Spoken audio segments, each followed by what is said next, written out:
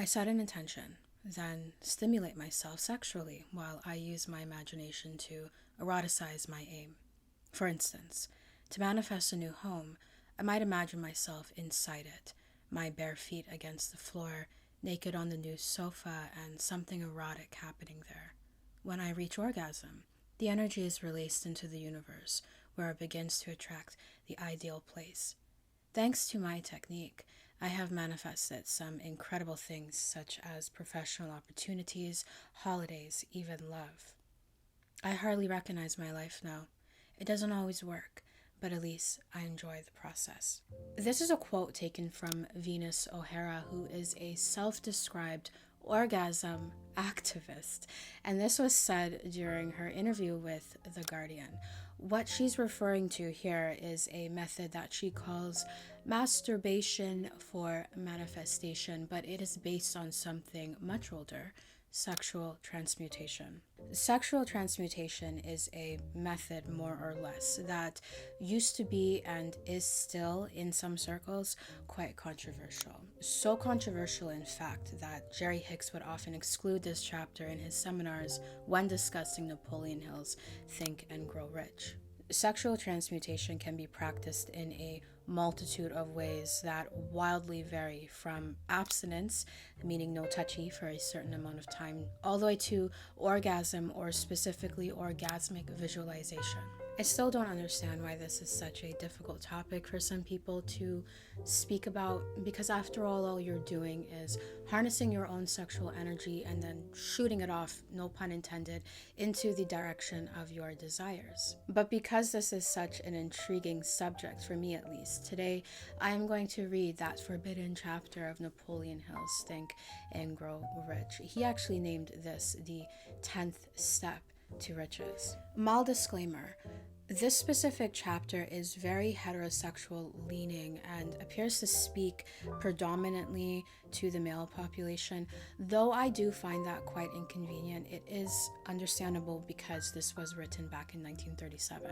With that being said, though, I do like the way this chapter speaks on the nature of sexual energy, the mental stimulation one gets from carnal desires, and how sex, romance, love, and or the promise of it pulls us towards other desires in other unrelated areas: career, physical appearance, lifestyle, etc. Plus, it does have some success stories, or at least some notable mentions of people we all know historically who have benefited from the practice of sexual transmutation. Though this chapter does hold wonderful gems, I do find it to be a little pro-abstinence, which is quite unfortunate because, as I've already stated, there are various ways to practice sexual transmutation as a whole. There are different variations, let's say that. Orgasmic visualization is the obvious opposite of abstinence and the variation that seems to be preferred by women. In orgasmic visualization, one would begin by setting the mood: candles, music, incense, or whatever helps you feel better and ready. And before you head into it, you set your intentions, whatever it is that you're trying to manifest or attract or achieve within your life. Then you do what you do, and at the moment of climax, you simply ensure you're thinking about what you want to realize. The reason why this has worked for many people is because you are shooting off a lot of raw magnetic energy into the universe, accompanied by a single thought. That energy is like rocket fuel. I'm not going to linger on this variation for too long, but I know I don't have to sell you on why orgasms and feeling good is a wonderful thing. So let's move forward to Napoleon Hill's chapter on sexual transmutation. The meaning of the word transmute is, in simple language, the changing or transferring of one element or form of energy into another. The emotion of sex brings into being a state of mind. Because of ignorance on this subject, this state of mind is generally associated with the physical, and because of improper influences to which most people have been subjected. In acquiring knowledge of sex, things essentially physical have highly biased the mind. The emotion of sex has back of it the possibility of three constructive potentialities, and they are the perpetuation of mankind, the maintenance of health as a therapeutic agency it has no equal, the transformation of mediocrity into genius through transmutation. Sex transmutation is simple and easily explained. It means the switching of the mind from thoughts of physical expression to thoughts of some other nature. Sex desire is the most powerful of human natures. When driven by this desire, men develop keenness of imagination, courage, willpower, persistence, and creative ability unknown to them at other times. So strong and impelling is the desire for sexual contact that men freely run the risk of life and reputation to indulge it. When harnessed and redirected along other lines, this motivating force maintains all of its attributes of keenness, of imagination, courage, etc., which may be used as powerful creative forces in literature, art, or in any other profession or calling, including, of course, the accumulation of riches. The transmutation of sex energy calls for the exercise of willpower, to be sure, but the reward is worth the effort. The desire for sexual expression is inborn and natural. The desire cannot and should not be submerged or eliminated, but it should be given an outlet through forms of expression which enrich the body, mind, and spirit of man. If not given this form of outlet through transmutation, it will seek outlets through purely physical channels. A river may be dammed and its water controlled for a time, but eventually it will force an outlet. The same is true of the emotion of sex. It may be submerged and controlled for a time, but its very nature causes it to be ever seeking means of expression. If it is not transmuted into some creative effort, it will find a less worthy outlet. Fortunate, indeed, is the person who has discovered how to give sex emotion an outlet through some form of creative effort, for he has, by that discovery, lifted himself to the status of a genius. Scientific research has disclosed these significant facts. The men of greatest achievement are men with highly developed sex natures, men who have learned the art of sex transmutation. The men who have accumulated great fortunes and achieved outstanding recognition in literature, art, industry, architecture, and the professions were motivated by the influence of a woman. The research from which these astounding discoveries were made went back through the pages of biography and history for more than 2,000 years. Wherever there was evidence available in connection with the lives of men and women of great achievement, it indicated most convincingly that they possessed highly developed sex natures. The emotion of sex is an irresistible force against which there can be no such opposition as an immovable body. When driven by this emotion, men become gifted with a superpower for action. Understand this truth, and you will catch the significance of the statement that sex transmutation will lift one to the status of a genius. The emotion of sex contains the secret of creative ability. Destroy the sex glands, whether in man or beast, and you have removed a major source of action. For proof of this, observe what happens to any animal after it has been castrated. A bull becomes as docile as a cow after it has been altered sexually.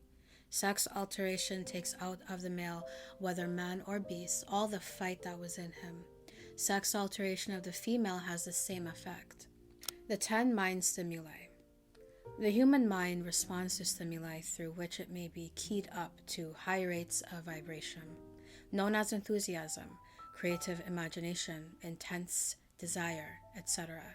The stimuli to which the mind responds most freely are: number 1, the desire for sex expression; number 2, love; number 3, a burning desire for fame, power, or financial gain, money; number 4, music; number 5, friendship between either those of the same sex or those of the opposite sex; number 6, a mastermind alliance based upon the harmony of 2 or more people who ally themselves for spiritual or temporal advancement; 7, mutual suffering, such as that experienced by people who are persecuted; 8, auto-suggestion; 9, fear; 10, narcotics and alcohol.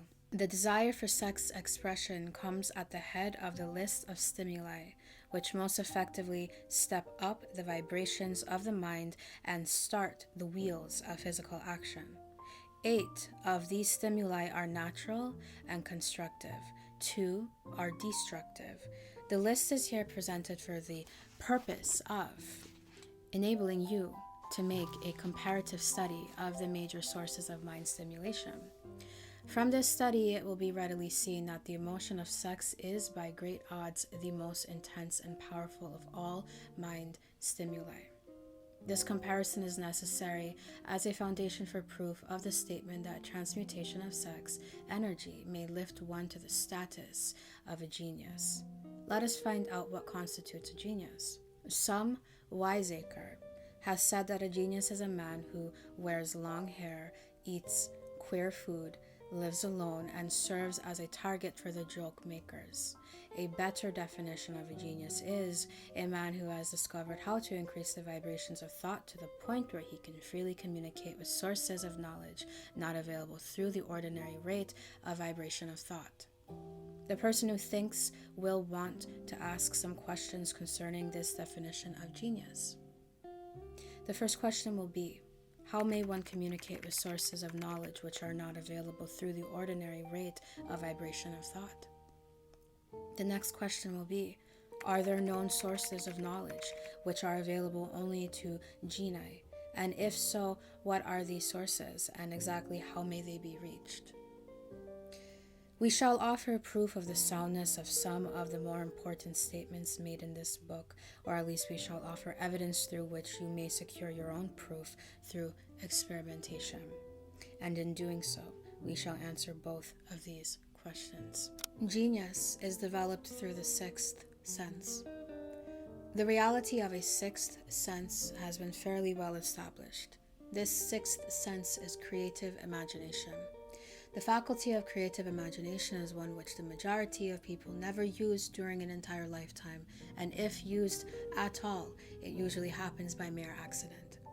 A relatively small number of people use, with deliberation and purpose, aforethought, the faculty of creative imagination.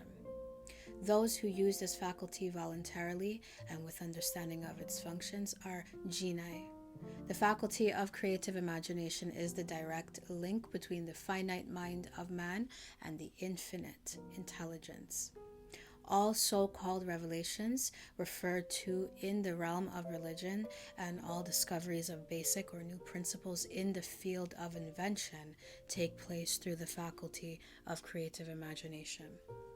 When ideas or concepts flash into one's mind through what is popularly called a hunch, they come from one or more of the following sources: infinite intelligence, one's subconscious mind, wherein is stored every sense, impression, and thought impulse whichever reached the brain through any of the five senses, from the mind of some other person who has just released the thought or picture of the idea or concept through conscious thought, or from his subconscious storehouse. There are no other known sources from which inspired ideas or hunches may be received. The creative imagination functions best when the mind is vibrating due to some form of mind stimulation at an exceedingly high rate. That is, when the mind is functioning at a rate of vibration higher than that of ordinary normal thought. When brain action has been stimulated through one or more of the 10 mind stimulants, it has the effect of lifting the individual far above the horizon of ordinary thought and permits him to envision distance, scope, and quality of thoughts not available on the lower plane, such as that occupied while one is engaged in the solution of the problems of business and professional routine. When lifted to this higher level of thought through any form of mind stimulation, an individual occupies, relatively, the same position as one who has ascended in an airplane to a height from which he may see over and beyond the horizon line which limits his vision while on the ground. Moreover, while on this higher level of thought, the individual is not hampered or bound by any of the stimuli which circumscribe and limit his vision while wrestling with the problems of gaining the 3 basic necessities of food, clothing, and shelter. He is in a world of thought in which the ordinary workaday thoughts have been as effectively removed as are the hills and valleys and other limitations of physical vision when he rises in an airplane. While on this exalted plane of thought, the creative faculty of the mind is given freedom for action. The way has been cleared for the sixth sense to function. It becomes receptive to ideas which could not reach the individual under any other circumstances. The sixth sense is the faculty which marks the difference between a genius and an ordinary individual. The creative faculty becomes more alert and receptive to vibrations originating outside the individual's subconscious mind. The more this faculty is used, and the more the individual relies upon it and makes demands upon it for thought impulses. This faculty can be cultivated and developed only through use. That which is known as one's conscience operates entirely through the faculty of the sixth sense. The great artists, writers, musicians, and poets become great because they acquire the habit of relying upon the still, small voice which speaks from within through the faculty of creative imagination. It is a fact well known to people who have keen imaginations that their best ideas come through so-called hunches. There is a great orator who does not attain to greatness until he closes his eyes and begins to rely entirely upon the faculty of creative imagination. When asked why he closed his eyes just before the climaxes of his oratory, he replied, "I do it because then I speak through ideas which come to me from within." One of America's most successful and best-known financiers followed the habit of closing his eyes for 2 or 3 minutes before making a decision. When asked why he did this, he replied, "With my eyes closed, I am able to draw upon a source of superior intelligence." The late Dr. Elmer R. Gates of Chevy Chase, Maryland, created more than 200 useful patents, many of them basic, through the process of cultivating and using the creative faculty. His method is both significant and interesting to one interested in attaining to the status of genius, in which category Dr. Gates unquestionably belonged. Dr. Gates was one of the really great, though less publicized scientists in the world. His laboratory, he had what he called his personal communication room. It was practically soundproof and so arranged that all light could be shut out. It was equipped with a small table on which he kept a pad of writing paper.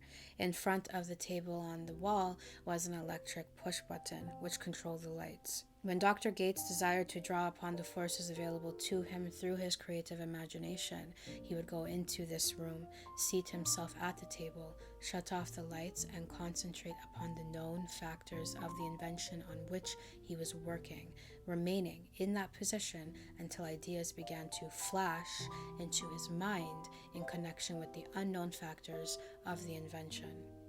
On one occasion, ideas came through so fast that he was forced to write for almost 3 hours. When the thoughts stopped flowing and he examined his notes, he found they contained a minute description of principles which had not a parallel among the known data of the scientific world. Moreover, the answer to his problems was intelligently presented in those notes. In this manner, Dr. Gates completed over 200 patents, which had been begun but not completed by half-baked brains. Evidence of the truth of this statement is in the United States Patent Office. Dr. Gates earned his living by sitting for ideas, for individuals and corporations. Some of the largest corporations in America paid him substantial fees by the hour for sitting for ideas. The reasoning faculty is often faulty because it is largely guided by one's accumulated experience. Not all knowledge, which one accumulates through experience, is accurate. Ideas received through the creative faculty are much more reliable for the reason that they come from sources more reliable than any which are available to the reasoning faculty of the mind. The major difference between the genius and the ordinary crank inventor may be found in the fact that the genius works through his faculty of creative imagination, while the crank knows nothing of this faculty. The scientific inventor, such as Mr. Edison and Dr. Gates, makes use of both the synthetic and the creative faculties of imagination. For example, the scientific inventor or genius begins an invention by organizing and combining the known ideas or principles accumulated through experience, through the synthetic faculty, the reasoning faculty. If he finds this accumulated knowledge to be insufficient for the completion of his invention, he then draws upon the sources of knowledge available to him through his creative faculty. The method by which he does this varies with the individual, but this is the sum and substance of his procedure. He stimulates his mind so that it vibrates on a higher than average plane, using one or more of the 10 mind stimulants or some other stimulant of his choice. Then he concentrates upon the known factors, the finished part of his invention, and creates in his mind a perfect picture of unknown factors, the unfinished part of his invention. He holds the picture in mind until it has been taken over by the subconscious mind, then relaxes by clearing his mind of all thought and waits for his answer to flash into his mind. Sometimes the results are both definite and immediate. At other times, the results are negative depending upon the state of development of the sixth sense or creative faculty. Mr. Edison tried out more than 10,000 different combinations of ideas through the synthetic faculty of his imagination before he tuned in through the creative faculty and got the answer which perfected the incandescent light. His experience was similar when he produced the talking machine.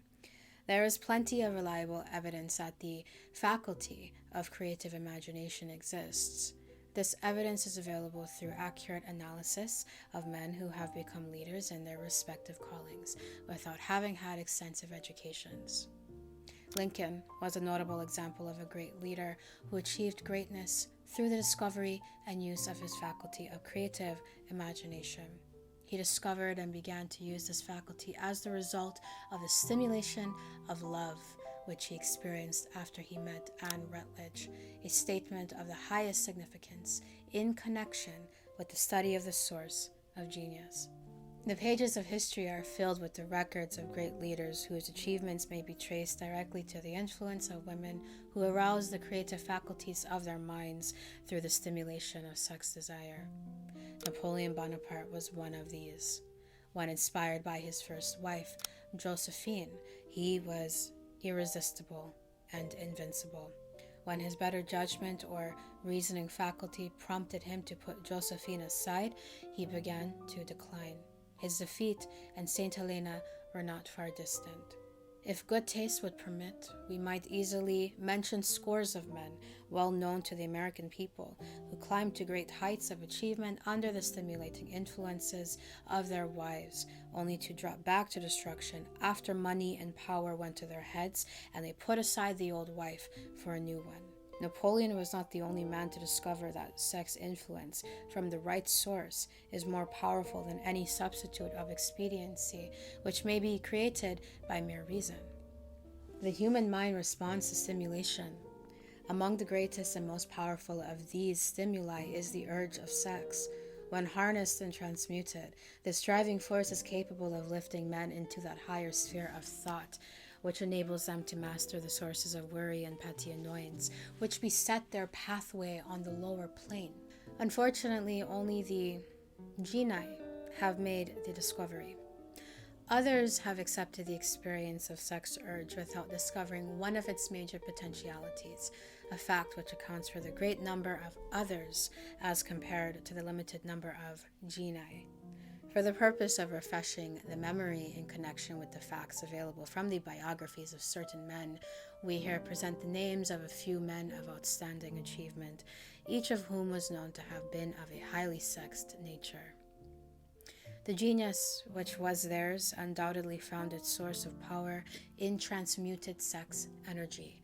George Washington, Napoleon Bonaparte, William Shakespeare, Abraham Lincoln, Ralph Waldo Emerson, Robert Burns, Andrew Jackson, Thomas Jefferson, Albert Hubbard, Albert H. Gray, Oscar Wilde, Woodrow Wilson, John H. Patterson, Enrico Caruso. Your known knowledge of biography will enable you to add to the list. Find, if you can, a single man in all history of civilization who achieved outstanding success in any calling who is not driven by a well of developed sex nature. If you do not wish to rely upon biographies of men not now living, take inventory of those whom you know to be men of great achievement, and see if you can find one among them who is not highly sexed. Sex energy is the creative energy of all genii. There never has been and never will be a great leader, builder, or artist lacking in this driving force of sex. Surely no one will misunderstand these statements to mean that all who are highly sexed are genii. Man attains to the status of a genius only when and if he stimulates his mind so that it draws upon the forces available through the creative faculty of the imagination. Chief among the stimuli with which this stepping up of the vibrations may be produced is sex energy. The mere possession of this energy is not sufficient to produce a genius. The energy must be transmuted from desire for a physical contact into some other form of desire and action before it will lift one to the status of a genius. Far from becoming genii, because of great sex desires, the majority of men lower themselves through misunderstanding and misuse of this great force to the status of the lower animals. Why men seldom succeed before 40. I discovered from the analysis of over 25,000 people that men who succeed in an outstanding way seldom do so before the age of 40. And more often, they do not strike their real pace until they are well beyond the age of 50. This fact was so astounding that it prompted me to go into the study of its cause, most carefully, carrying the investigation over a period of more than 12 years. This study disclosed the fact that the major reason why the majority of men who succeed do not begin to do so before the age of 40 to 50 is their tendency to dissipate their energies through overindulgence in physical expression of the emotion of sex. The majority of men never learn that the urge of sex has other possibilities which far transcend in importance that of mere physical expression. The majority of those who make this discovery do so after having wasted many years at a period when the sex energy is at its height prior to the age of 45 to 50. This usually is followed by noteworthy achievement. The lives of many men up to and sometimes well past the age of 40 reflect a continued dissipation of energies which could have been more profitably turned into better channels. Their finer and more powerful emotions are sown wildly to the four winds. Out of this habit of the male grew the term sowing his wild oats. The desire for sexual expression is by far the strongest and most impelling of all the human emotions, and for this very reason, this desire, when harnessed and transmuted into action other than that of physical expression, may raise one to the status of a genius. One of America's most able businessmen frankly admitted that this attractive secretary was responsible for most of the plans he created. He admitted that her presence lifted him to heights of creative imagination such as he could experience under no other stimulus. One of the most successful men in America owes most of his success to the influence of a very charming young woman who has served as his source of inspiration for more than 12 years. Everyone knows the man to whom this reference is made, but not everyone knows the real source of his achievements. History is not lacking in examples of men who attained to the status of genii as the result of the use of artificial mind stimulants in the form of alcohol and narcotics. Edgar Allan Poe wrote The Raven while under the influence of liquor, dreaming dreams that mortal never dared to dream before.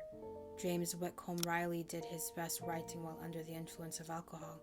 Perhaps it was thus he saw the ordered intermingling of the real and the dream, the mill above the river and the mist above the stream. Robert Burns wrote best when intoxicated. For auld lang syne, my dear, we'll take a cup of kindness yet for auld lang syne. But let it be remembered that many such men have destroyed themselves in the end. Nature has prepared her own potions with which men may safely stimulate their minds, so they vibrate on a plane that enables them to tune into fine and rare thoughts which come from no man knows where. No satisfactory substitute for nature's stimulants has ever been found.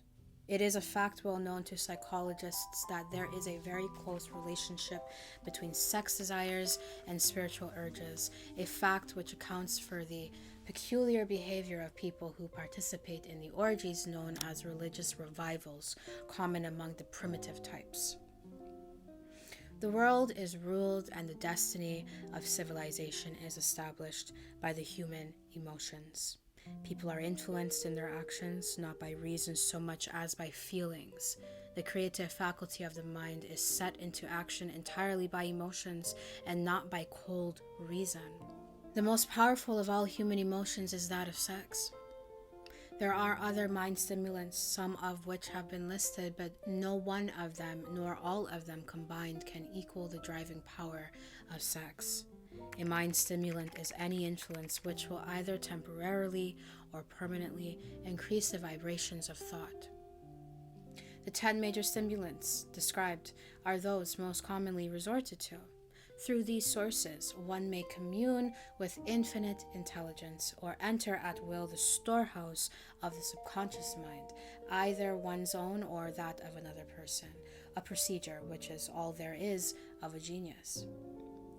A teacher who has trained and directed the efforts of more than 30,000 salespeople made the astounding discovery that highly sexed men are the most efficient salesmen. The explanation is that the factor of personality known as personal magnetism is nothing more or less than sex energy. Highly sexed people always have a plentiful supply of magnetism. Through cultivation and understanding, this vital force may be drawn upon and used to great advantage in relationships between people. This energy may be communicated to others through the following media. The handshake. The touch of the hand indicates instantly the presence of magnetism or the lack of it. The tone of voice. Magnetism or sex energy is the factor with which the voice may be colored or made musical and charming. Posture and carriage of the body. Highly sexed people move briskly and with grace and ease. The vibrations of thought. Highly sexed people mix the emotion of sex with their thoughts or may do so at will and in that way may influence those around them. Body adornment. People who are highly sexed are usually very careful about their personal appearance.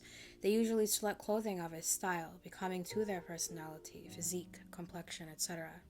When employing salesmen, the more capable sales manager looks for the quality of personal magnetism as the first requirement of a salesman. People who lack sex energy will never become enthusiastic nor inspire others with enthusiasm, and enthusiasm is one of the most important requisites in salesmanship, no matter what one is selling. The public speaker, orator, preacher, lawyer, or salesman who is lacking in sex energy is a flop as far as being able to influence others is concerned. Couple with this the fact that most people can be influenced only through an appeal to their emotions. And you will understand the importance of sex energy as a part of the salesman's native ability. Master salesmen attain the status of mastery in selling because they either consciously or unconsciously transmute the energy of sex into sales enthusiasm. In this statement may be found a very practical suggestion as to the actual meaning of sex transmutation. The salesman who knows how to take his mind off the subject of sex and direct it in sales effort with as much enthusiasm and determination as he would apply to its original purpose has acquired the art of sex transmutation, whether he knows it or not. The majority of salesmen who transmute their sex energy do so without being in the least aware of what they are doing or how they are doing it. Transmutation of sex energy calls for more willpower than the average person cares to use for this purpose. Those who find it difficult to summon willpower sufficient for transmutation may gradually acquire this ability. Though this requires willpower, the reward for the practice is more than worth the effort. The entire subject of sex is one with which the majority of people appear to be unpardonably ignorant. The urge of sex has been grossly misunderstood, slandered, and burlesqued by the ignorant and the evil-minded for so long that the very word sex is seldom used in polite society. Men and women who are known to be blessed, yes, blessed, with highly sexed natures are usually looked upon as being people who will bear watching. Instead of being called blessed, they are usually called cursed. Millions of people, even in this age of enlightenment, have inferiority complexes which they developed because of this false belief that a highly sexed nature is a curse. These statements of the virtue of sex energy should not be construed as justification for the libertine. The emotion of sex is a virtue only when used intelligently and with discrimination.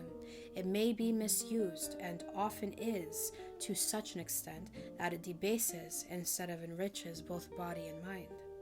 The better use of this power is the burden of this chapter. It seemed quite significant to the author when he made the discovery that practically every great leader whom he had the privilege of analyzing was a man whose achievements were largely inspired by a woman. In many instances, the woman in the case was a modest, self-denying wife of whom the public had heard but little or nothing. In a few instances, the source of inspiration has been traced to the other woman. Perhaps such cases may not be entirely unknown to you. Intemperance in sex habits is just as detrimental as intemperance in habits of drinking and eating. In this age in which we live, an age which began with the World War, intemperance in habits of sex is common. This orgy of indulgence may account for the shortage of great leaders. No man can avail himself of the forces of his creative imagination while dissipating them. Man is the only creature on earth which violates nature's purpose in this connection. Every other animal responds to the call of sex only in season. Man's inclination is to declare open season. Every intelligent person knows that stimulation in excess through alcoholic drink and narcotics is a form of intemperance, which destroys the vital organs of the body, including the brain. Not every person knows, however, that overindulgence in sex expression may become a habit as destructive and as detrimental to creative effort as narcotics or liquor. A sex-mad man is not essentially different than a dope-mad man. Both have lost control over their faculties of reason and willpower.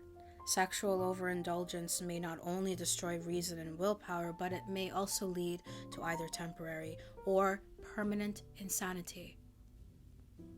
Many cases of hypochondria, imaginary illness, grow out of habits developed in ignorance of the true function of sex. From these brief references to the subject, it may be readily seen that ignorance on the subject of sex transmutation forces stupendous penalties upon the ignorant on the one hand, and withholds from them equally stupendous benefits on the other. Widespread ignorance on the subject of sex is due to the fact that the subject has been surrounded with mystery and beclouded by dark silence.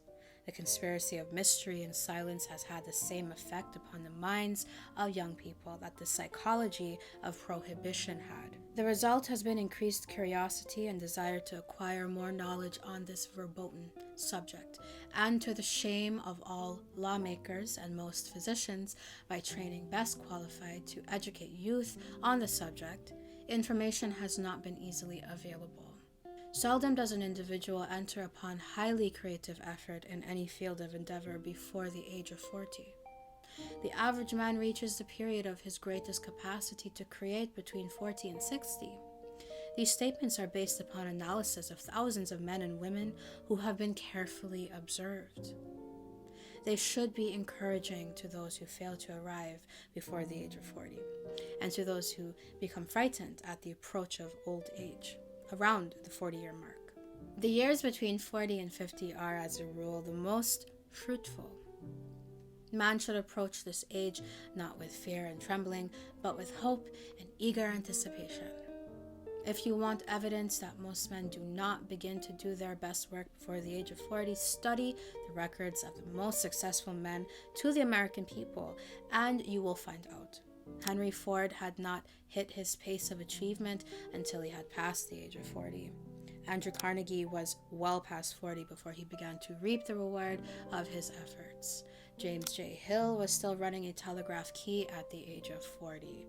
His stupendous achievements took place after that age. Biographies of American industrialists and financiers are filled with evidence that the period from 40 to 60 is the most productive age of men. Between the ages of 30 and 40, man begins to learn, if he ever learns, the art of sex transmutation.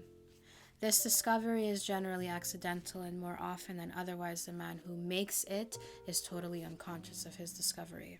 He may observe that his powers of achievement have increased around the age of 35 to 40, but in most cases he is not familiar with the cause of this change. That nature begins to harmonize the emotions of love and sex in the individual between the ages of 30 and 40, so that he may draw upon these great forces and apply them jointly as stimuli to action. Sex alone is a mighty urge to action, but its forces are like a cyclone. They are often uncontrollable. When the emotion of love begins to mix itself with the emotion of sex, the result is calmness of purpose, poise, accuracy of judgment, and balance.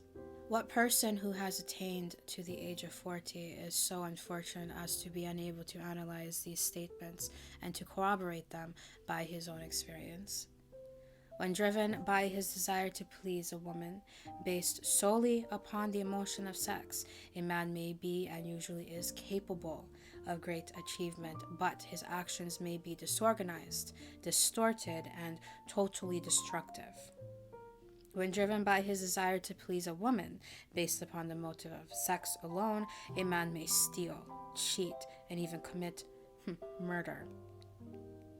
But when the emotion of love is mixed with the emotion of sex, that same man will guide his actions with more sanity, balance, and reason. Criminologists have discovered that the most hardened criminals can be reformed through the influence of a woman's love. There is no record of a criminal having been reformed solely through the sex influence. These facts are well known, but their cause is not. Reformation comes, if at all, through the heart or the emotional side of a man, not through his head or reasoning side. Reformation means a change of heart. It does not mean a change of head. A man may, because of reason, make certain changes in his personal conduct to avoid the consequences of undesirable effects, but genuine reformation comes only through a change of heart, through a desire to change. Love, romance, and sex are all emotions capable of driving men to heights of superachievement. Love is the emotion which serves as a safety valve and ensures balance, poise, and constructive effort. When combined, these three emotions may lift one to an altitude of a genius. There are no genii, however, who know but little of the emotion of love. Most of them may be found engaged in some form of action which is destructive, or at least not based upon justice and fairness towards others. If good taste would permit, a dozen genii could be named in the field of industry and finance, who ride ruthlessly over the rights of their fellow men. They seem totally lacking in conscience. The reader can easily supply his own list of such men. The emotions are states of mind. Nature has provided man with a chemistry of the mind, which operates in a manner similar to the principles of chemistry of matter. It is a well-known fact that, through the aid of chemistry of matter, a chemist may create a deadly poison by mixing certain elements, none of which are in themselves harmful in the right proportions. The emotions may likewise be combined so as to create a deadly poison. The emotions of sex and jealousy, when mixed, may turn a person into an insane beast. The The presence of any one or more of the destructive emotions in the human mind through the chemistry of the mind sets up a poison which may destroy one's sense of justice and fairness. In extreme cases, the presence of any combination of these emotions in the mind may destroy one's reason. The road to genius consists of the development, control, and use of sex, love, and romance. Briefly, the process may be stated as follows. Encourage the presence of these emotions as the dominating thoughts in one's mind, and discourage the presence of all the destructive emotions. The mind is a creature of habit. It thrives upon the dominating thoughts fed it. Through the faculty of willpower, one may discourage the presence of any emotion and encourage the presence of any other. Control of the mind through the power of will is not difficult. Control comes from persistence and habit. The secret of control lies in understanding the process of transmutation. When any negative emotion presents itself in one's mind, it can be transmuted into a positive or constructive emotion by the simple procedure of changing one's thoughts. There is no other road to genius than through voluntary self-effort. A man may attain to great heights of financial or business achievement solely by the driving force of sex energy, but history is filled with evidence that he may, and usually does, carry with him certain traits of character which rob him of the ability to either hold or enjoy his fortune. This is worthy of analysis, thought, and meditation, for it states a truth, the knowledge of which may be helpful to women as well as men. Ignorance of this has cost thousands of people their privilege of happiness, even though they possessed riches. The emotions of love and sex leave their unmistakable marks upon the features. Moreover, these signs are so visible that all who wish may read them. The man who is driven by the storm of passion based upon sex desires alone plainly advertises that fact to the entire world by the expression of his eyes and the lines of his face. The emotion of love, when mixed with the emotion of sex, softens, modifies, and beautifies the facial expression. No character analyst is needed to tell you this. You may observe it for yourself. The emotion of love brings out and develops the artistic and the aesthetic nature of man. It leaves its impress upon one's very soul, even after the fire has been subdued by time and circumstance. Memories of love never pass. They linger, guide, and influence long after the source of stimulation has faded. There is nothing new in this. Every person who has been moved by genuine love knows that it leaves enduring traces upon the human heart. The effect of love endures because love is spiritual in nature. The man who cannot be stimulated to great heights of achievement by love is hopeless. He is dead, though he may seem to live. Even the memories of love are sufficient to lift one to a higher plane of creative effort. The major force of love may spend itself and pass away like a fire which has burned itself out, but it leaves behind indelible marks as evidence that it passed that way. Its departure often prepares the human heart for a still greater love. Go back into your yesterdays at times and bathe your mind in the beautiful memories of past love. It will soften the influence of the present worries and annoyances. It will give you a source of escape from the unpleasant realities of life, and maybe, who knows, your mind will yield to you during this temporary retreat into the world of fantasy ideas or plans which may change the entire financial or spiritual status of your life. If you believe yourself unfortunate because you have loved and lost, perish the thought. One who has loved truly can never lose entirely. Love is whimsical and temperamental. Its nature is ephemeral and transitory. It comes when it pleases and goes away without warning. Accept and enjoy it while it remains, but spend no time worrying about its departure. Worry will never bring it back. Dismiss also the thought that love never comes but once. Love may come and go, times without number, but there are no two love experiences which affect one in just the same way. There may be, and there usually is, one love experience which leaves a deeper imprint on the heart than all the others, but all love experiences are beneficial, except to the person who becomes resentful and cynical when love makes its departure. There should be no disappointment over love, and there would be none if people understood the difference between the emotions of love and sex. The major difference is that love is spiritual, while sex is biological. No experience which touches the human heart with a spiritual force can possibly be harmful except through ignorance or jealousy. Love is, without question, life's greatest experience. It brings one into communion with infinite intelligence. When mixed with the emotions of romance and sex, it may lead one far up the ladder of creative effort. The emotions of love and sex and romance are sides of the eternal triangle of achievement-building genius. Nature creates geni through no other force. Love is an emotion with many sides, shades, and colors. The love which one feels in true friendship is not the same as that felt for one's sweetheart, parents, or children, but it, too, is a form of love. Then there is the emotion of love for things inanimate, such as the love of nature's handiwork. But the most intense and burning of all these various kinds of love is that experienced in the blending of the emotions of love and sex. Marriages not blessed with the eternal affinity of love, properly balanced and proportioned with sex, cannot be happy ones and seldom endure. Love alone will not bring happiness in marriage, nor will sex alone. When these two beautiful emotions are blended, marriage may bring about a state of mind closest to the spiritual that one may never know on this earthly plane. When the emotion of romance is added to those of love and sex, the obstructions between the finite mind of man and infinite intelligence are removed. Then a genius has been born. What a different story is this than those usually associated with the emotion of sex. Here is an interpretation of the emotion which lifts it out of the commonplace and makes of it potter's clay in the hands of God, from which he fashions all that is beautiful and inspiring.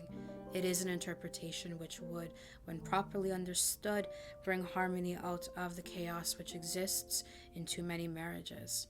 The disharmonies often expressed in the form of nagging may usually be traced to lack of knowledge on the subject of sex. Where love, romance, and the proper understanding of the emotion and function of sex abide, there is no disharmony between married people. Fortunate is the husband whose wife understands the true relationship between the emotions of love, sex, and romance. When motivated by this holy triumvirate, no form of labor is burdensome, because even the most lowly form of effort takes on the nature of a labor of love. It is a very old saying that a man's wife may either make him or break him, but the reason is not always understood. The making and breaking is the result of the wife's understanding or lack of understanding of the emotions of love, sex, and romance. Despite the fact that men are polygamous by the very nature of their biological inheritance, it is true that no woman has a great an influence on a man as his wife unless he is married to a woman totally unsuited to his nature. If a woman permits her husband to lose interest in her and become more interested in other women, it is usually because of her ignorance or indifference toward the subjects of sex, love, and romance. This statement presupposes, of course, that genuine love once existed between a man and his wife. The facts are equally applicable to a man who permits his wife's interest in him to die. Married people often bicker over a multitude of trivialities.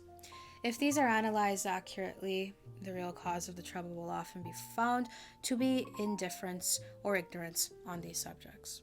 Man's greatest motivating force is his desire to please woman. The hunter who excelled during prehistoric days before the dawn of civilization did so because of his desire to appear great in the eyes of woman. Man's nature has not changed in this respect. The hunter of today brings home no skins of wild animals, but he indicates his desire for her favor by supplying fine clothes, motor cars, and wealth. Man has the same desire to please woman that he had before the dawn of civilization. The only thing that has changed is his method of pleasing. Men who accumulate large fortunes and attain to great heights of power and fame do so mainly to satisfy their desire to please women. And take women out of their lives and great wealth would be useless to most men.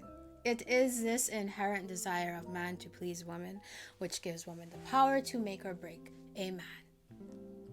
The man who understands man's nature and tactfully caters to it need have no fear of competition from other women. Men may be giants with indomitable willpower when dealing with other men, but they are easily managed by the women of their choice. Most men will not admit that they are easily influenced by the women they prefer because it is in the nature of the male to want to be recognized as the stronger of the species. Moreover, the intelligent woman recognizes this manly trait and very wisely makes no issue of it.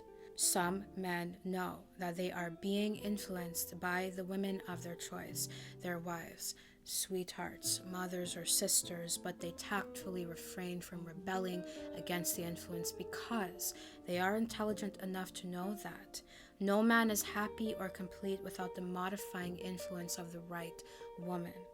The man who does not recognize this important truth deprives himself of the power which has done more to help men achieve success than all other forces combined. I hope you enjoyed this topic today, and I am eager to hear your thoughts on it. I want to know, is there anything that was written that strikes you as a bit odd, accurate, or just straight up moose crap? I really want to hear your honesty with this. And with that being said, thank you for watching this video. I truly do hope you enjoyed it. If you did, I trust you'll give this video a thumbs up and subscribe to this channel for more content just like this one. So, how did you like today's video, and what video would you like to see next? You let me know in the comment section down below. I cannot wait to see you in the next video.